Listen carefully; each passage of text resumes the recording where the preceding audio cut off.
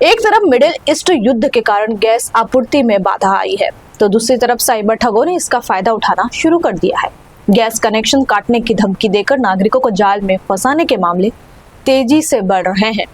पिछले 10 दिनों में मुंबई और उसके आसपास के जिलों के अलग अलग थानों में ऐसे 10 मामले दर्ज किए गए हैं। वहीं डोंबिवली में गैस कनेक्शन अपडेट के नाम पर साइबर ठगों द्वारा ठगी का एक और मामला सामने आया है। यहाँ ठगी का ये तीसरा मामला है।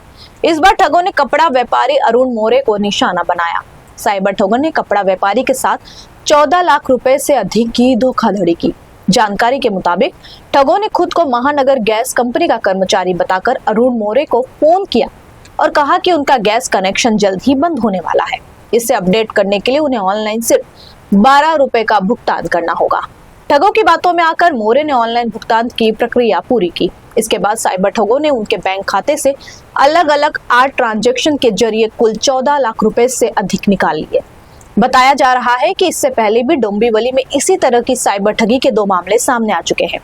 उन मामलों में 2 महिलाओं को ई चालान और एपीके लिंक भेजकर करीब 4 लाख रुपए की ठगी की गई थी।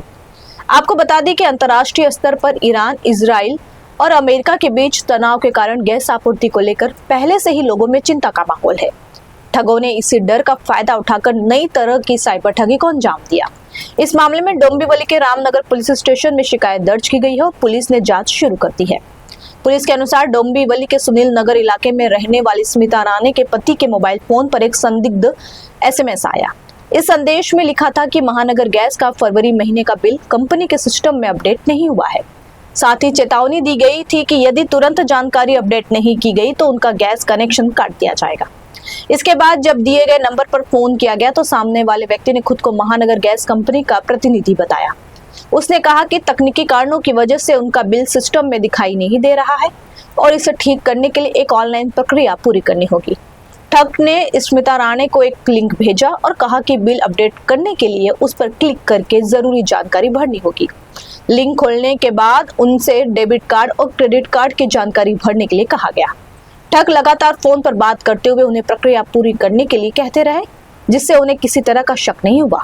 जैसे ही स्मिता राणी ने मांगी गई जानकारी भर दी, कुछ ही देर में उनके खाते से पैसे निकलने लगे। आपको बता दें कि स्कैमर्स खुद को महानगर गैस का अधिकारी बताकर फोन करते हैं। वे कहते हैं कि आपका बिल बकाया है और आज ही गैस कनेक्शन काट दिया जाएगा। भले ही आपने बिल भरा हो, वे वेरिफिकेशन के नाम पर एक एपीके फाइल भेजते हैं और उसमें मात्र 12, 13 या 21 रुपए का भुगतान करने को कहते हैं। जैसे ही कोई इस फाइल को डाउनलोड कर पेमेंट करता है, ठग उसके फोन का एक्सेस ले लेते हैं और कुछ ही देर में बैंक खाता खाली हो जाता है। पुलिस ने नागरिकों से अपील की है कि वे किसी भी अज्ञात लिंक या फाइल पर भरोसा न करें। अपराधों के मामले बहुत तेजी से बढ़ रहे हैं, इसलिए नागरिकों का सतर्क रहना अत्यंत आवश्यक है।